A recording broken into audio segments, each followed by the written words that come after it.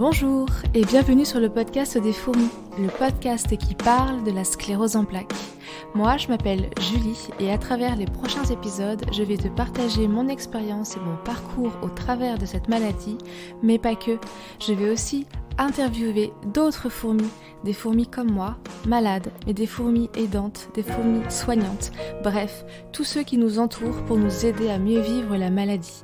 Alors, si toi aussi, tu as envie de rejoindre notre colonie, je t'invite à t'abonner à ce podcast, à lui mettre 5 étoiles et à lui laisser un commentaire.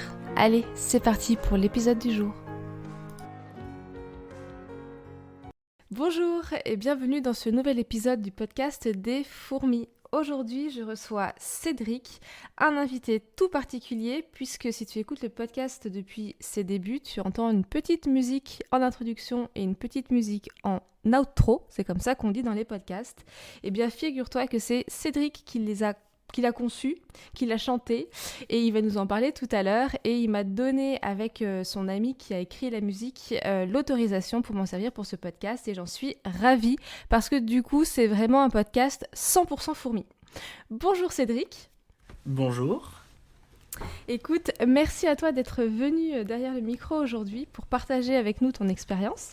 Merci à toi pour ton invitation, c'est super cool et c'est un beau projet.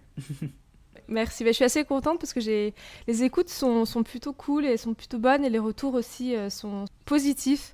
Donc j'ai l'impression que c'est un peu utile et donc tant mieux. Là on arrive fin 2022, donc le podcast va faire une petite pause hivernale pour mieux revenir en janvier et avec plein d'autres invités, donc je suis très contente. Ouais. Alors Cédric, comme un petit peu Alpha et Nathalie qui sont les deux premiers invités que j'avais eus, je vais te demander de nous raconter un petit peu ton parcours. Moi je parle souvent du premier jour du reste de ma vie, le 1er juillet 2022. Et voilà, si toi tu es d'accord de nous partager ce jour qui a vraiment changé ta vie, en plus de l'arrivée de ton enfant il y a 6 mois, donc si j'ai bien suivi. Il y a 2 jours importants comme ça dans une vie, l'arrivée de l'enfant et puis malheureusement pour nous... et l'arrivée de la fourmi. L'annonce... Et l'arrivée des fourmis, voilà. Je te laisse me raconter ton parcours par rapport à ce jour en particulier. Ouais, alors moi ça s'est passé en plusieurs étapes. Donc moi j'avais 15 ans, j'ai été le deuxième plus jeune cas de France. Moi ça a commencé au début, j'avais un petit peu de fourmillement dans les jambes et tout ça. Je faisais pas trop attention, je l'écoutais pas forcément plus que ça mon corps. Et donc j'ai laissé passer, c'est parti, je me suis dit c'est cool. Puis à un moment donné ça m'a pris dans le bras gauche. Où là, je n'avais plus de sensation quand je touchais mon bras gauche. Ma main, je n'arrivais pas vraiment à la contrôler, j'arrivais pas à avoir de mouvement, pas une bonne coordination. Et là, je me suis dit, oui, il y a quand même peut-être quelque chose. À l'époque, je sais, je m'étais lancé un petit peu dans la musculation et tout ça, je faisais des tractions sur la poutre de chez mes parents. Et je me suis dit, peut-être que je me suis fait un mauvais truc, un mauvais mouvement ou quoi. Et là, du coup, avec mes parents, on décide d'aller voir un premier neurologue qui donc commence à me faire des tests et tout ça. Et excuse-moi, donc là tu avais 15 ans ? Là, j'avais 15 ans, c'est ça, ouais.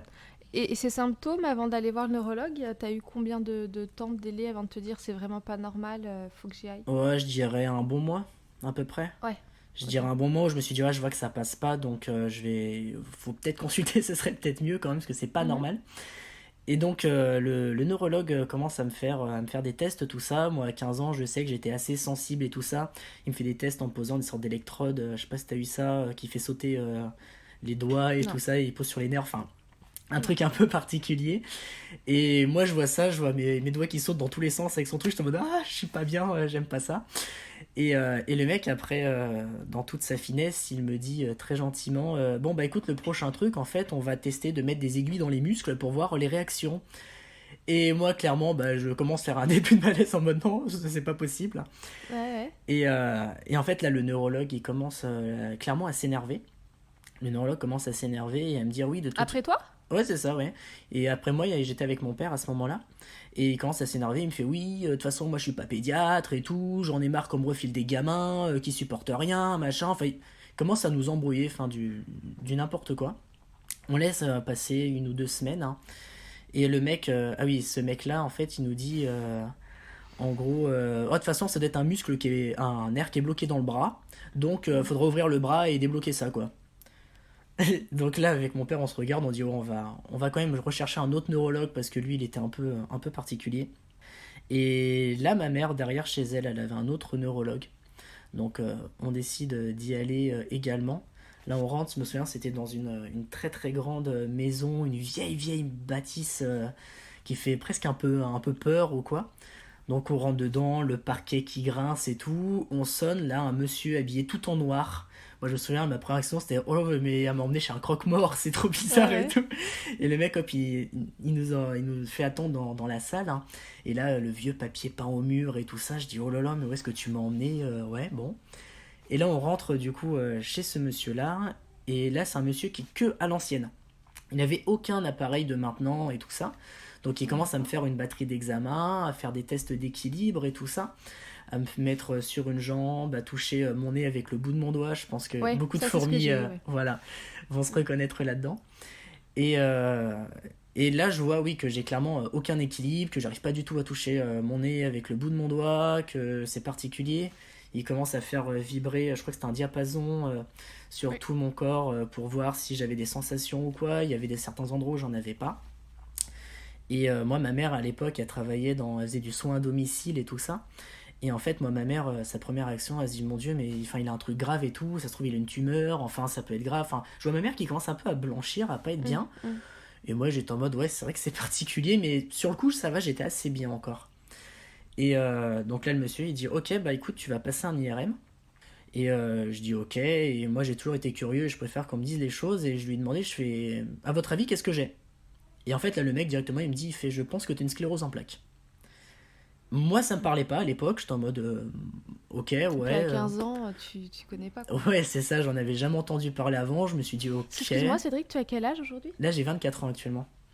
Ah oui, d'accord, donc... ok. Et ma mère, moi, du coup, vu qu'elle faisait des soins à domicile, elle avait des cas de sclérose en plaques de personnes âgées, voilà, dans les cas, les pires cas, on va dire. Et en fait, bah, moi, ma mère, elle continue de blanchir à fond, elle est pas bien, ni rien.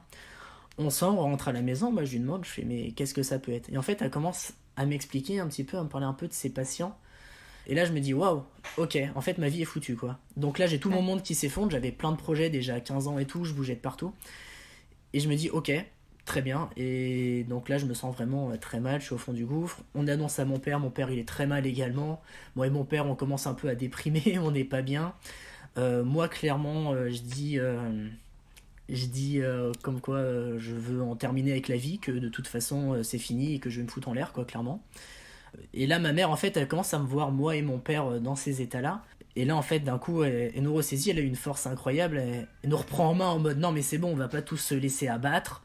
Maintenant, il y a des choses qui existent, on va voir ce qui existe d'ailleurs. Et on va juste avancer, on va se battre, on va avancer, et puis voilà, quoi. Et donc, on commence à se remettre un petit peu d'aplomb. Là, je fais l'IRM donc, qui confirme que j'ai bien une sclérose en plaques. Et après, j'ai été pris en suivi à l'hôpital d'Amiens, dans l'Oise. Hein. Et là, je tombe sur un super pédiatre, sur des infirmières au top et tout ça.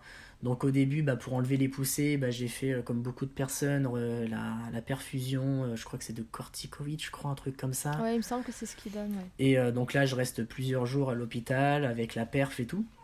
Donc c'est une drôle d'expérience. Et le dernier jour d'ailleurs de la perfusion, j'avais l'impression d'avoir les veines en feu et tout ça, j'avais super mal, donc j'ai fait la ponction lombaire, les grosses prises de sang pour voir s'il y avait d'autres choses et tout. La ponction lombaire qui est une bonne expérience, surtout après, c'est... Oh ah, toi aussi? Ouais. T'as eu le après? Ah oui, ouais. L'après, on peut pas marcher, on a la tête qui tourne, on a l'impression qu'on va vomir à chaque fois qu'on se lève et tout. C'est ça, ouais, c'est bien particulier, ouais. Et donc voilà, mais en tout cas même à l'hôpital c'est pareil, j'ai été très très bien accompagné, les infirmières étaient vraiment incroyables, elles m'ont beaucoup rassuré. Moi, je me souviens, du coup ils m'endormaient avec le gaz là, moi j'adorais le gaz, j'étais en mode ouais je veux du gaz et tout, c'est trop bien. donc voilà, mais j'ai été super bien suivi. J'avais mon meilleur ami à l'époque qui passait me voir, mes parents ils venaient quand même assez régulièrement, donc en soi ça allait, à part après les inconvénients de la perfusion, de tout ça. Et après voilà, donc j'ai commencé, on m'a proposé directement le Tecfidera, qui à l'époque n'était pas vraiment sur le marché. Vu que j'étais mineur, c'était avec un protocole, donc un gros suivi tous les mois.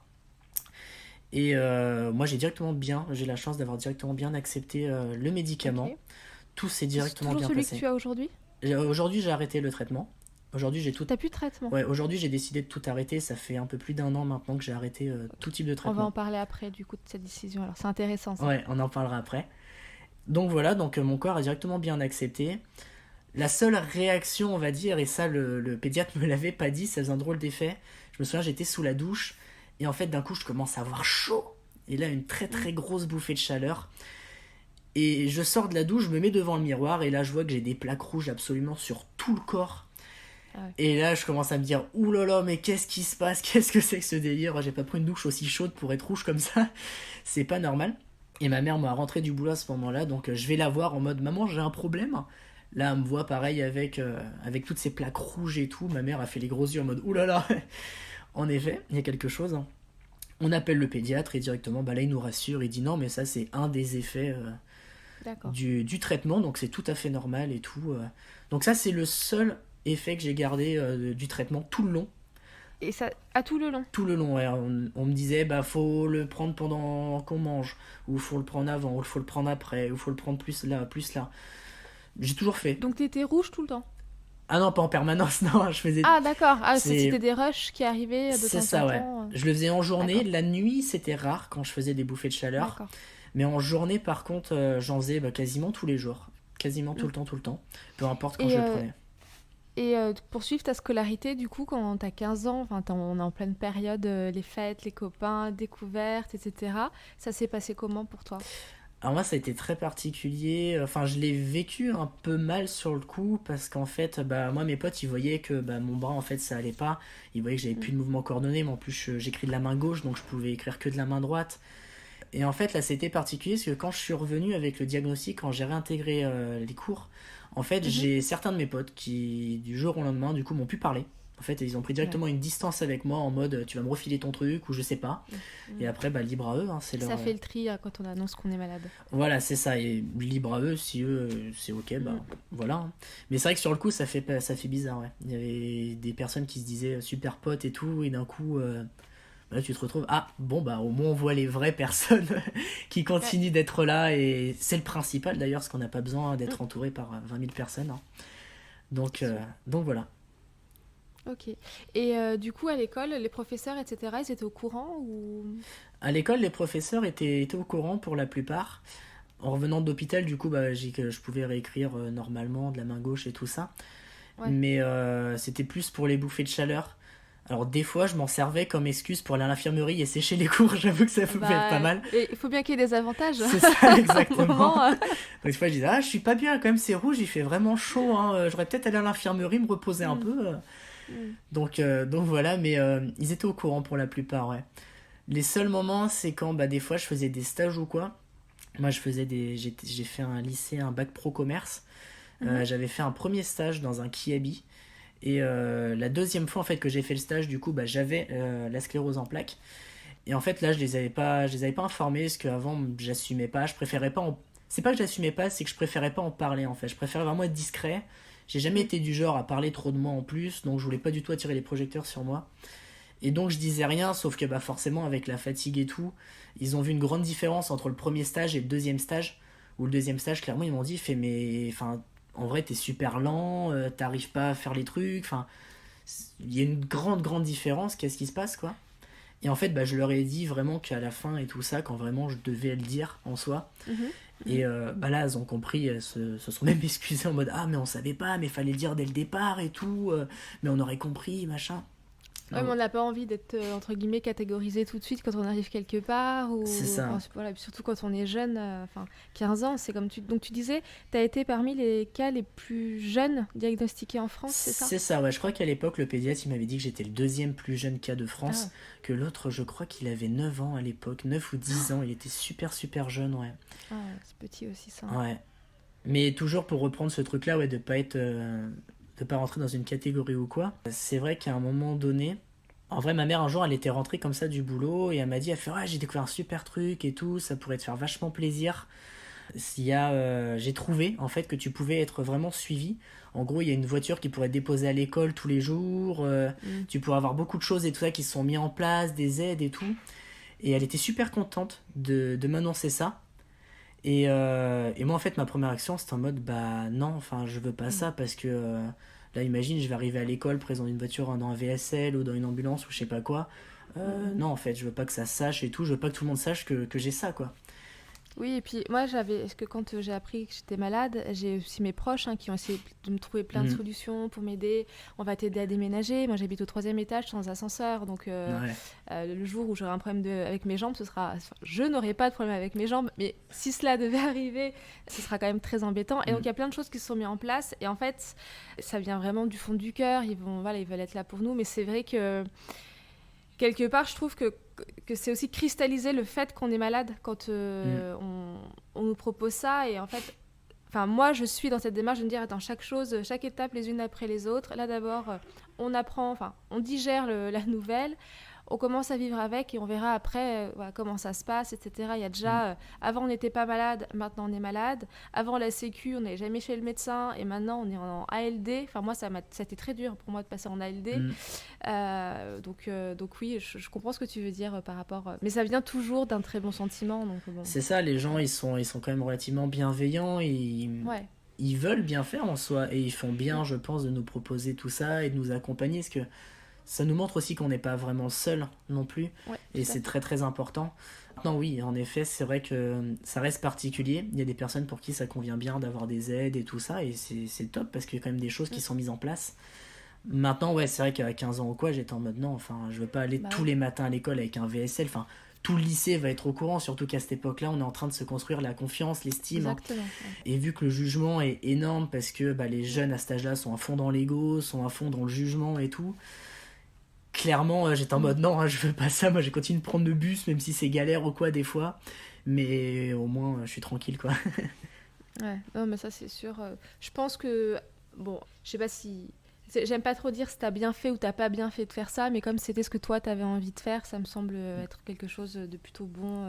Et puis même pour toi, ça. Comme tu dis, pour ta confiance en toi, te dire oui, je suis malade, mais je suis encore capable de prendre le bus, quoi. Enfin, c'est des petites choses toutes simples du quotidien. Quand on apprend qu'on est malade, se dire ah, mais je suis encore capable d'écrire, je suis encore capable de faire mes courses, de porter, etc. Et on n'est pas assisté, quoi. C'est ça. Je crois qu'il y a un rapport avec l'assistanat un peu derrière. Totalement, ouais, entièrement. Et alors, du coup, donc, tu as 24 ans, donc il y a deux choses qu'on va aborder là. Il y en a une que j'ai découvert en même temps que les auditeurs il y a quelques minutes. Tu as arrêté ton traitement. Alors, pourquoi et quand, comment ça s'est passé et comment est-ce que tu te sens depuis ? Alors moi, quand j'ai commencé le traitement, en fait, directement, et j'ai informé tous mes proches, j'ai dit de toute façon, le traitement, je le prendrai pas toute ma vie. Parce que je refuse catégoriquement en fait d'être dépendant d'un traitement toute ma vie. Surtout que ça peut être un peu complexe, faut trouver les pharmacies, il faut qu'ils les commandent et tout ça. Donc clairement moi j'avais annoncé la couleur à tout le monde, et après qu'on me croit, qu'on me croit pas, c'est leur problème, j'ai envie de dire. J'ai rencontré ma compagne il y a 1 an, en juillet dernier. Et en fait, ça faisait déjà un petit moment que j'y pensais, que je me disais, je commence à en avoir marre de prendre le traitement, je commence à, voilà. C'est quelque chose que tu prends tous les jours, le traitement que tu avais ? 2 fois par jour. En comprimé ? C'est ça, ouais, exactement. Un le matin, un le soir. Et en fait, clairement, je dis à ma compagne, voilà, moi, je lui parle un petit peu de mon parcours, tout ça. Je suis pas mal dans tout ce qui est développement personnel, dans la spiritualité et tout ça. Et en fait, c'est là où, voilà, à travers toutes ces recherches-là, à travers sa rencontre, elle a un super livre, celui que je t'ai partagé. Je crois que c'est le dictionnaire des mots et maladies. Je crois que c'est un truc comme ça à peu près. Et en fait, là, je lis ce qu'ils disent sur la sclérose en plaques, en fait. En gros, ils partent du principe que la plupart des maladies, la plupart des maux qu'on peut avoir, en fait, sont liés à quelque chose qui s'est passé, sont liés à notre état mental et tout ça. Et en fait, en lisant sur la sclérose en plaques, je me reconnais à fond. Le fait d'être sclérosé, oui, clairement, à cette époque-là, je me plaisais pas en bac pro commerce, je me sentais totalement enfermé. Il y avait beaucoup de choses, je m'enfermais beaucoup dans ma tête, j'avais très peu de confiance en moi. Il y avait beaucoup de choses que j'arrivais pas à faire. L'école en général, j'ai jamais aimé l'école et je me suis toujours senti mal à l'aise avec le système éducatif. Et là, en fait, je lis du coup sur la sclérose en plaques et je me dis, ah oui, clairement, en fait, oui, ça vient totalement de là et je me suis totalement déclenché, en fait, la sclérose en plaques. Donc, ça, c'est assez intéressant. Donc, pour toi, cette maladie, c'est toi qui en es responsable. pour ma part, après je dis pas pour tout le monde parce que chaque cas est unique, hein. Ouais, non, mais alors c'est en fait, donc je fais une aparté, hein, il y a, parce que c'est super important, il y a la partie médicale de la maladie, il y a des facteurs qui font que la maladie elle est C'est là, ça, et il y a des facteurs déclenchants c'est qui ça. peuvent être des facteurs, on va dire, environnementaux, Mm. médicaux, et il y a une théorie, enfin une partie qui dirait que c'est des facteurs émotionnels qui peuvent aussi venir engendrer ça. C'est Je ça. crois que c'est, comment il s'appelle, j'ai oublié Ah oui, Dominique Farrugia, qui oui. expliquait que c'est le décès brutal d'un de ses amis, l'un de ses compagnons d'aventure des nuls, qui est décédé très tôt et très rapidement. Et c'est ce choc émotionnel qui, pour lui, est responsable du déclenchement de la maladie. Donc, pour continuer l'épisode, parce que je fais vraiment attention, là, tu vas parler de spiritualité, développement personnel, etc.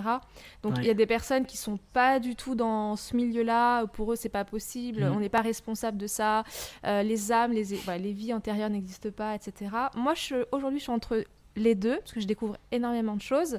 Ouais. À titre personnel, pour moi, je ne veux pas porter cette part de responsabilité sur le déclenchement de la maladie pour le moment. Voilà. Ouais. Donc pour moi, ça reste que j'essaye vraiment de me détacher d'elle le plus possible.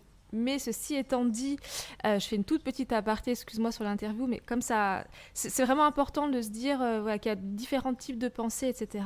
Ouais, Moi, totalement. 1 mois avant d'apprendre que j'avais la maladie, j'ai fait une séance de transgénérationnel. Je ne sais pas si tu connais. De non vite fait. Ouais. Alors, transgénérationnel, en fait, c'est avec une personne qui se connecte à nos vies antérieures pour Ok. essayer de venir débloquer des blocages dans nos vies présentes. Donc, voilà, je ne crois pas que je suis responsable de ma maladie, mais je m'intéressais, avant même de savoir que j'étais malade, un petit peu des énergies, enfin tout ça. Et cette personne, en fait, m'a expliqué que j'étais moi-même la réincarnation d'une de mes ancêtres qui avait brûlé vive sur un bûcher, et que le feu était donc l'inflammation, le feu était très très présent en moi, et 1 mois après je découvre la maladie de la sclérose en plaques. Donc voilà, donc est-ce que c'est lié, pas lié, est-ce que c'est vrai, pas vrai, chacun ressent les choses comme il le veut. On est encore dans un épisode Exactement. le plus libre possible et avec le plus d'ouverture possible. Chacun trouve ses réponses comme il peut avec ça. Donc voilà. Exactement. Donc, on revient à toi. Donc tu as ce livre qui te parle sur la description de la sclérose en plaques. Ça fait écho à toi par rapport à ton enfance. C'est ça, exactement. Ça fait écho à moi par rapport à mon enfance.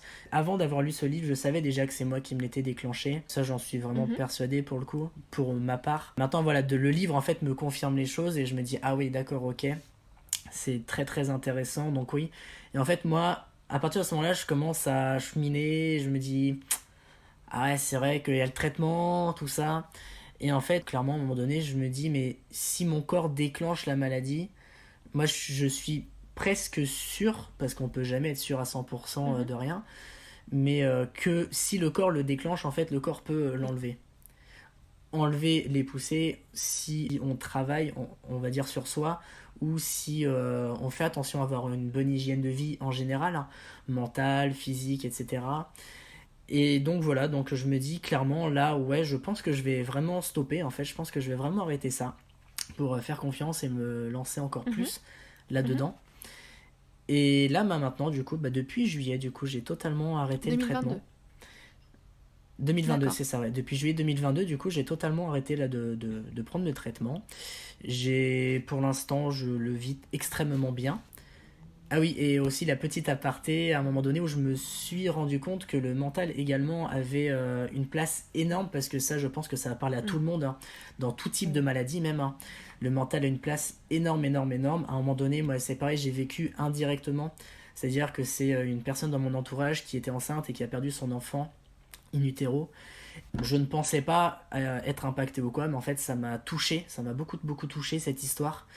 Et j'ai commencé à refaire la seule deuxième poussée depuis que j'ai la maladie, depuis mes 15 ans. Ah, d'accord, parce que c'est la question que C'est-à-dire j'allais te poser, c'est ce que entre tes 15 et il y a 1 an, est-ce que tu avais refait une poussée? Donc oui, tu en as refait une suite c'est à ça. d'accord, un partage émotionnel C'est fort. ça, donc c'est ça, depuis mes 15 ans, voilà, j'ai refait qu'une seule fois une poussée. Et là, ça a été du coup lié à ce décès. Où là, en fait, j'ai commencé à ressentir que les bras, ça repartait et tout ça. Et en fait, c'est là où j'ai vraiment pris conscience. À l'époque, je sais pas, je devais peut-être avoir 16-17 ans, je pense, en gros. Et là, j'ai vraiment pris conscience, en fait, de l'importance du mental. Et je me suis dit, ah ouais, quand même, c'est vachement puissant. Et donc directement, en fait, j'ai rectifié le tir, je me suis détaché de ça, j'ai dit non, moi je veux pas être lié à ça, ok, c'est triste, c'est vrai, mais moi ça ne m'impacte pas, ça ne me touche pas. Donc j'ai fait ce détachement-là, et je dirais presque instantanément, en fait, dès le lendemain, j'avais absolument plus rien. La poussée, elle s'est directement calmée, elle est repartie. Et c'est là, je crois que ça a été vraiment ce jour-là où j'ai pris conscience, en fait, de l'importance du mental, et que j'ai commencé à me renseigner sur la question, sur le déclenchement, et que j'ai pris conscience de beaucoup de choses, où je me suis dit, ah oui, quand même, hein. Et les premiers, on va dire, les premières pistes du coup de réflexion que tu as eues par rapport à ton mental ou ce que tu as mis en place pour te construire un mental finalement orienté sur toi-même, parce que de ce que tu me dis, c'est ce que j'ai l'impression, c'est que tu as essayé de peut-être plus d'abord penser à toi, comment toi tu voulais vivre les choses, les ressentir, plutôt que d'être tourné complètement vers l'autre et être une éponge émotionnelle de la vie extérieure. C'est ça, bah en fait moi j'ai toujours été quelqu'un qui est dans ce qu'on va appeler le syndrome du Ouais, sauveur, qui a je toujours connais. été à vouloir aider voilà, aider les autres, on est Ouais. beaucoup, vouloir absolument aider les autres à se faire passer en dernier et tout. Et à l'époque c'est pareil, comme je disais, moi j'étais clairement l'école, les études et tout ça, moi j'étais très mal à l'aise, j'étais pas forcément bon du coup à l'école, enfin c'était assez compliqué. Enfin en tout cas pour moi à vivre c'était assez compliqué. Et qu'est-ce que je voulais dire? Désolé, j'ai perdu le fil C'est du pas coup. grave. Qu'est-ce que tu as mis en place pour justement changer un petit peu ta façon de penser, Ah ton oui, mental? et du coup, à partir de ce moment-là, quand j'ai vraiment pris conscience de ça, je crois que là est venu comme une évidence en fait de l'importance de la Mhm. vie finalement. Ça paraît un peu cliché de dire ça comme ça, mais je crois que c'est à partir de là où j'ai commencé à vraiment vivre en fait, clairement. Je crois que c'est à partir de là où je me suis dit en fait la vie, elle tient à rien, absolument rien du tout, du tout, Mhm. du tout. Et là, je suis en train, entre guillemets, de perdre mon temps, de perdre mon énergie, parce que je ne fais rien qui me plaît vraiment, parce que je me coupe de beaucoup de choses de qui je suis moi. Je m'étais coupé plus ou moins de tout ce qui était artistique, je m'étais coupé de beaucoup, beaucoup. Et en fait, là, j'ai vraiment pris conscience de beaucoup de choses, et je me suis dit, mais en fait, j'ai pas envie, comme je crois que c'est une citation qui dit ne pas subir sa vie, mais vivre Ouais, sa tout à vie, ou un fait. truc Ouais, comme ouais. ça. Et en fait, c'est là où je me suis dit, pour faire référence à toi, vis ta vie. Active ta vie. Ouais. Ouais. Active ta vie, ouais. Et là, voilà, donc c'est à partir de là, en fait, où j'ai commencé à me dire, ok, qu'est-ce que j'aime, qu'est-ce que je veux vraiment, vraiment faire, et je vais le faire. Tout simplement, je vais me lancer, et en fait, je vais vivre ma Mhm. vie, parce que j'ai peut-être que 16 ans, je crois que j'avais 16 ans peut-être à l'époque, et je me suis dit, j'ai peut-être que cet âge-là, mais moi, maintenant, je veux Ouais. vivre, parce qu'il y en a marre, quoi, de Vivre tout pour ça, et soi et pas pour les autres. Et ouais, c'est hyper important. exactement. Mm. C'est ça. Donc en fait, moi clairement, c'est toujours ce que j'ai dit. Moi, la sclérose en plaques, la fourmi ou sa rose ou Rosie, peu importe Oui, tu comment on lui as donné un l'appelle, hein. prénom, toi, je crois, hein. Non? Moi, j'ai donné un prénom en référence à un livre qui s'appelle Saper Mhm. Hero. Et du coup, je l'appelle Voilà, Rosie c'est ce parce que que je tu trouvais ça m'avais dit. super, super beau. Et là, en fait, oui, c'est ça. Je me suis dit qu'elle n'était pas là juste comme ça, en fait. Qu'elle était finalement une alliée, qu'elle n'était pas mon ennemi, qu'elle était juste une alliée. Et je pense que c'est à partir de ce moment-là où j'ai ce qu'on appelle, je me suis mis en couple, où je me suis mis en union, on va dire, avec. C'est-à-dire que j'ai totalement accepté dans ma vie, dans mon être, comme une passagère, comme une collaboratrice, comme une alliée, Ah comme ouais, une amie, peu d'accord. importe. Et en fait, où je me suis dit, bah, en fait, t'es vraiment là pour moi, en fait, pour me faire prendre conscience de beaucoup de choses, pour me donner une force, pour me donner presque. On n'a pas besoin enfin, une raison d'être, même si j'aime Oui, pas mais je trop vois ce ce que tu terme, veux hein. dire. Ouais. Un Et moteur, quoi. voilà, c'est ça, un moteur, en fait. Elle a vraiment été le moteur, on va dire, de la vie que j'ai actuellement. Et ça, je peux que la remercier aujourd'hui. Et très sincèrement, je suis extrêmement heureux, moi, en fait, d'avoir cette D'accord. maladie, de l'avoir attrapée dans ma vie, parce que je sais pas ce que serait ma vie actuellement. Je sais pas si j'aurais les prises de conscience que j'ai eues sans Ah elle, hein. bah oui. Mm. Et, et aujourd'hui, si je kiffe vraiment ma vie à fond, ça a vraiment été grâce à elle, hein, parce qu'elle a vraiment été ce Mm. déclencheur, en fait. D'accord, c'est un beau témoignage. C'est parce que du coup, j'échange avec pas mal de personnes sur le compte Instagram en off, et c'est pas tout le monde qui a cette vision, on va dire, Mm. de gratitude un petit peu sur ok, très bien, ça m'arrive, je le transforme en quelque chose de positif, et plutôt que bon, moi, comme je disais tout à l'heure, je la mets encore de côté, et toi, justement, tu l'accueilles pour vraiment un moteur C'est fort ça. dans ta vie. Donc Waouh, bravo. En plus, tu étais jeune. Tu as fait cette démarche, tu avais 16-17 ans, si je suis bien ton parcours, ta ligne de En vie. gros, ouais. Donc, waouh, bravo, belle leçon. Je pense que les personnes qui vont entendre cet épisode vont être ah ouais, quand même. Bah, j'espère, oui, et c'est vrai que j'essaye, bah, on en reparlera tout à l'heure, mais à travers ma Oui. musique, à travers mes travaux, parce que là je suis en train de mettre en place d'autres projets également pour tout ça. En fait, voilà, je veux vraiment maintenant, j'arrive. En fait, au début, j'étais comme toi, en fait, tout au début, c'est pareil, genre, je voulais pas en entendre parler, j'étais en mode, moi je suis pas malade. Moi, mes parents, ils m'avaient pris des Mm. fascicules qui me parlaient de la sclérose en plaques, sur ce que ça faisait vraiment dans le corps. Très sincèrement, je les ai lus il y a à peine, il y a quelques Ouais. mois, ces fascicules-là. Alors, Et j'ai découvert en fait ce que ça faisait il y a quelques mois, la sclérose en plaques d'accord. dans le corps. Je me suis dit, ah, c'est Alors ça. moi j'ai pas comment dire, j'ai pas refusé la maladie, hein. Je l'ai acceptée. Hmm. J'ai lu énormément de choses pour comprendre ce que j'avais, etc. Juste, il n'y a pas un jour où je pense pas à la maladie, parce que souvent elle se rappelle à moi fréquemment maintenant. Ouais. Mais juste voilà, j'ai pas donné de petit nom, j'en suis pas encore à un état de je vais la remercier, même si je dois reconnaître que depuis que j'ai appris que j'étais malade, il y a un énorme changement. Enfin, j'étais déjà moi en train de changer Mhm. énormément ces dernières années, mais là j'ai pris un coup de boost puissance 1000. Et aujourd'hui, je suis en train de vivre des choses, je suis en train de me former au breathwork notamment, justement pour mieux gérer les respirations, le stress, l'anxiété, etc. Pour pouvoir aussi derrière aider d'autres fourmis à mieux vivre avec la maladie. Ouais. Et c'est des choses sur lesquelles je serais peut-être jamais allée sans ça. Donc forcément, ça amène à C'est des ça. jolies choses. Et alors, donc tu as arrêté ton traitement. Alors, on va revenir vraiment sur ce sujet-là. Parce que je Oui. suppose que tu n'as pas arrêté du jour au lendemain, tu as peut-être parlé avec les médecins, comment tu as fait? Et est-ce que tu as des appréhensions ou pas sur mince, je prends plus mon traitement, qu'est-ce qu'il y a là? Mince. Alors, moi, faut savoir, je suis pas quelqu'un qui aime bien faire les étape par étape. Ok, J'avoue, j'ai toujours eu du mal avec d'accord, ça. J'ai arrêté du jour au lendemain. Du jour au lendemain, je me suis dit stop. d'accord. En fait, je vais arrêter. Au début, j'hésitais à un petit peu, genre prendre un jour sur deux ou des choses comme ça. Mais en fait, je me suis dit non, j'ai pas envie de ça. Moi, j'ai envie en fait de tout simplement arrêter. Donc voilà. J'en ai parlé à aucun médecin. J'étais sorti du coup bah, évidemment du protocole parce que j'étais majeur et j'étais Ouais. chez les adultes et tout ça. J'ai annulé mes rendez-vous que j'avais et tout ça. J'ai arrêté. Bah, en fait, il n'y avait pas le même suivi que quand j'étais en Mhm. pédiatrie, donc forcément, on, C'est plus facile, entre guillemets, de on quitter est. le Voilà, c'est ça, contexte. c'est plus facile. C'est un rendez-vous comme un autre, Mhm. quand on va dire. Donc j'ai juste pas repris de rendez-vous. J'ai arrêté le traitement du jour au lendemain. J'ai juste eu au tout début, parce qu'évidemment, forcément, des fois il y a un peu la peur, des fois qui prend le Mhm. dessus. Il y a eu un moment donné, j'étais à l'hôtel et j'étais posé devant la télé, j'avais regardé une émission qui parlait de je sais plus quoi. Et en fait, je sais pas si c'est l'émission ou quoi, mais j'ai repensé à fond au traitement. Je sais que ça parlait de personnes décédées, mais je crois que c'était les accidents de la route en gros. Donc voilà. Et en fait, là, j'ai repensé au traitement, j'étais en mode, ah, je sais pas et tout. Et en fait, là, j'ai commencé à faire, ça m'arrive très rarement, mais presque une crise Ouais. d'angoisse, on va dire, où je tremblais un peu, j'étais pas bien, je pleurais, j'étais en mode, je sais pas ce que je vais faire et tout. Et là, bah, du coup, ce jour-là, j'ai repris quand même un médicament le soir pour me rassurer. Je ressentais le besoin de le prendre. Et ça a été le tout D'accord. dernier que j'ai pris. Parce qu'après cette crise-là, je me suis dit, en fait, ça va. Et voilà.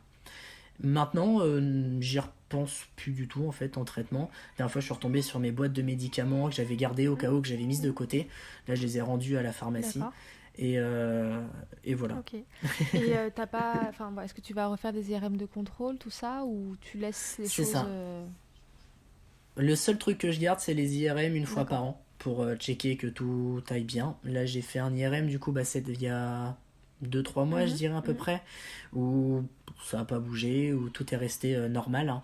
Donc ça va. Mais c'est le seul truc que je garde, c'est les IRM pour quand même Oui, voir suivre l'évolution. l'évolution ou pas, c'est ça, D'accord. ouais. C'est le seul truc Et que je donc, garde. t'arrives à avoir aucune appréhension sur une future poussée ou... Non, parce que je crois que je sais au fond de moi, avec le travail que je Ouais, fais et tout ça, sur moi également, que ça ne reviendra pas. d'accord, Sauf cas exceptionnel, parce qu'on n'est bien jamais à sûr. l'abri de rien et on ne sait pas de quoi la vie est faite, hein, ce qui nous attend. Mais non, j'ai pas ce genre d'impréhension. Là, franchement, je le vis bien. Et Et tes proches, quand tu leur as annoncé? quand je l'ai dit à ma mère, vu que je lui avais dit à ma mère a toujours su que quand je dis, Mm. je fais. Quand je lui ai dit, je m'attendais à ce qu'elle râle un peu en mode ah non. Et en fait, elle m'a regardé, elle m'a dit ok, bah écoute, si toi tu le sens bien, si tu sens que ça y est, c'est le moment, bah écoute, tant Ok. mieux. Mon père, je lui ai annoncé, c'était un peu plus particulier, j'avais un petit peu de stress avant de lui dire quand même, hein. S'il m'écoute, il va bien rigoler, mais il a fait quand même les gros yeux en mode mais enfin t'es sûr de ce que tu fais et c'est normal parce que je comprends totalement que ça puisse faire peur en fait d'arrêter ça. Mais voilà, il comprend, il me dit bah écoute, voilà, je lui ai bien dit de toute façon que je gardais les IRM au cas où, et puis je suis pas fermé de toute façon à Oui, reprendre un voilà, traitement c'était la s'il question que faut. j'allais poser ensuite. Si à un moment donné il y a besoin, voilà, tu referas C'est selon le ça. protocole médical. Enfin, ok. Exactement. Je ne ferme absolument rien, tout est possible, hein.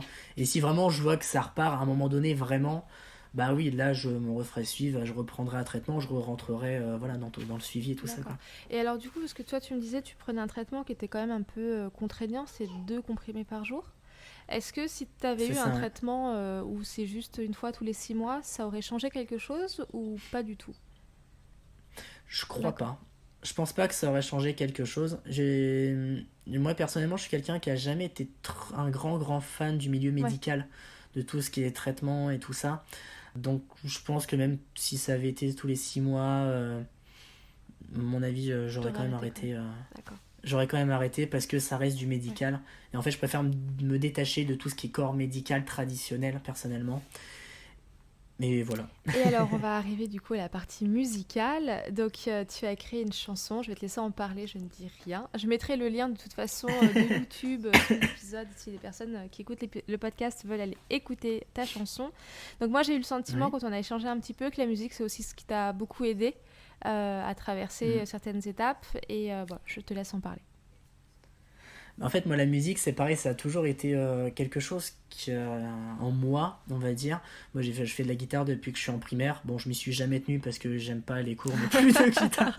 Donc, donc je prends, j'arrête. Je suis plus du genre, on va dire, à tester plein Oui. d'instruments. J'ai plein d'instruments chez moi, j'en fais quand ça me prend, et voilà. Après, suivre des cours, j'avoue que je suis pas fan. Là, je suis plus en train de m'orienter d'ailleurs sur les instruments Mm. intuitifs. Mais bon, Ce ça, que c'est j'allais voilà, un dire, autre sujet. t'es quelqu'un de plutôt intuitif, en effet. C'est ça. Et en fait, bah, du coup, oui, j'ai eu une grande période où j'écrivais beaucoup de choses. Alors avant, j'étais plus, on va dire, enragé de la Mm. vie. Moi, je suis passé par une grosse période où j'étais énervé contre tout, contre absolument tout, voilà. Et en fait, à un moment donné, j'ai écrit un premier texte, du coup, qui parlait de la sclérose en plaques. Voilà, je l'avais posé, parce qu'au début, j'avais un ami qui s'appelle Loïc, qui lui m'a lancé un peu dans le rap, on va dire. Donc, j'ai une période où je faisais Ok. du rap et tout ça. Et voilà, cette musique-là, elle est jamais sortie, alors qu'il avait composé un truc sympa, mais elle est jamais sortie parce que maintenant, j'avoue que je suis pas du tout fan. J'ai écrit un deuxième texte dessus, parce que j'en ai écrit évidemment plusieurs. Et après, j'avais ce projet-là de sortir à un moment donné un EP ou un album. Et, euh, et donc, j'ai démarché un musicien que j'avais rencontré. Il avait fait la première partie d'une artiste que j'appréciais beaucoup à l'époque. Et en fait, bah, du coup, ce musicien qui s'appelle Benjamin Comte, en fait.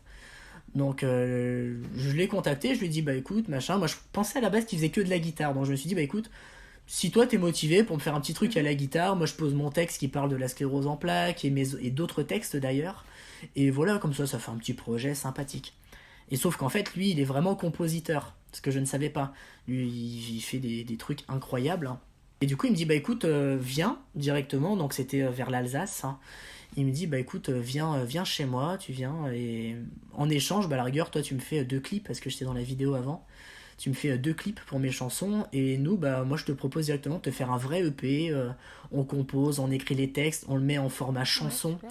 pour que ça puisse potentiellement être diffusé tout ça et voilà quoi et on fait un vrai truc sérieux quoi. Je lui dis bah écoute parfait moi ça me va. Donc je suis allé chez lui et là on a commencé à composer et tout ça, toutes les musiques. Donc il y a 4 titres. L'EP s'appelle Sombre Splendeur. Dedans il y a Si on s'engageait, il y a Sclérose en plaques, un titre qui s'appelle La folie et Face à ta splendeur. Ok. Et les 4 EP, on les retrouve sur ton compte YouTube? Les 4 titres on les trouve sur YouTube, on les trouve sur Spotify, sur Deezer, enfin sur toutes les Ok, plateformes en fait, j'irai hein. chercher et je mettrai en lien Et de l'épisode. c'est ça. Et petit aparté, si les gens veulent me soutenir ou acheter des pistes par hasard, c'est sur Bandcamp, c'est en tarif libre. voilà, chaque personne peut acheter les pistes séparément et voilà, faire ça quoi. Mais du coup, on a réécrit du coup le texte avec ma compagne, avec Benjamin et tout ça, du coup, de Sclérose en plaques pour qu'il rentre bien, pour qu'il me ressemble vraiment. Les autres textes, c'est Benjamin qui les a beaucoup, je l'ai quand même pas mal laissé le réécrire, on va dire. Donc, il y a un peu moins ma patte, on va dire. Mais Sclérose en plaques, voilà, j'ai vraiment, moi, mis mon cœur dedans. On a vraiment réécrit les choses. Hein. Et voilà, et j'en suis extrêmement content d'ailleurs. Tu l'as sorti quand, cette EP? Cette EP avec ce... Je crois que c'était en début d'année quand je l'ai vraiment sorti, je crois. Okay. C'est dommage, j'y ai pas pensé. Je t'aurais demandé de nous faire un petit bout avec ta guitare. Bah du coup, c'est pas moi qui composais la guitare dessus. Ah oui, d'accord, ok. Mais bon. Et là, j'ai la voix un peu cassée avec le rhume. Mais donc... t'inquiète, je crois que t'as ton petit ou ta petite, excuse-moi, qui est en train de dormir, si j'ai bien compris. Donc, ça, on va pas réveiller les enfants. Plus ou moins. Exactement. Ouais, c'est ta première nuit complète, donc voilà. C'est ça, on va en profiter, ça fait du bien. Et du coup, c'est quoi tes projets à toi? Tu as 24 ans, t'es encore... Bon, moi j'en ai bientôt 40, donc pour moi t'es un bébé. T'es encore un bébé fourmi, même si ça va faire bien longtemps que tu vis avec cette maladie. C'est quoi tes projets pour la suite? Alors moi, personnellement, donc là, comme je disais, là, moi j'ai totalement arrêté la vidéo parce que... C'est pareil, en fait, le numérique, je suis plus en train de revenir aux essentiels, entre guillemets. Le numérique, c'est toujours quelque chose qui m'a embêté, en fait. J'ai toujours été agacé contre les PC, contre tout ce qui est numérique en général. Et de la vidéo, de toute façon, j'en faisais que, par exemple, sur des prestations, des choses comme ça, sinon j'en faisais jamais à côté. Et c'est moi, au bout d'un moment, je me suis dit, mais enfin, est-ce que j'aime vraiment? Ma compagne, elle me disait ça aussi, est-ce que t'aimes vraiment finalement ça? Et donc là, voilà, donc là, j'ai totalement lâché. Et là, je suis plus en train de revenir, là, comme je disais... Je suis plus en train de revenir, là je me lance plus dans tout ce qui va être les soins, les choses comme ça. Maintenant j'ai plus envie de partager des choses réelles pour les gens. Sur des soins énergétiques par exemple? Sur des soins énergétiques, de permettre aux gens de se recentrer, d'avoir une autre vision sur les choses. Moi j'avoue que je suis fan de tout ce qui est nature, donc je suis en train de me former en herboristerie également. Voilà, pour pouvoir apporter pas mal de choses. Je voudrais me former également sur tout ce qui est fleurs de bac. Parce que le docteur Bach, lui, il avait la même vision en fait sur le rapport émotionnel et maladie. C'est pour ça qu'il a fait les fleurs de Bach du coup. Et voilà, je suis plus en train de me mettre là-dedans. Je pense, je suis en pleine réflexion, mais peut-être même faire des soins spécifiques pour les personnes atteintes de symptômes, de choses liées à la maladie. Parce que j'ai quand même envie de rester là-dedans. Tu vois, donc t'es la 3e personne que j'interviewe et si je me compte dedans, parce que je suis derrière le micro, ça fait 4 personnes. Donc il y avait Nathalie qui, elle a quitté son emploi, enfin la sécurité sociale l'a mis dans une certaine catégorie qui fait qu'elle ne peut plus travailler, donc elle est en train aussi de se reconnecter à elle et de partir aussi dans les soins énergétiques et avec les animaux, etc. Enfin, c'est vraiment des choses que j'ai trouvé splendides de pouvoir échanger avec elle.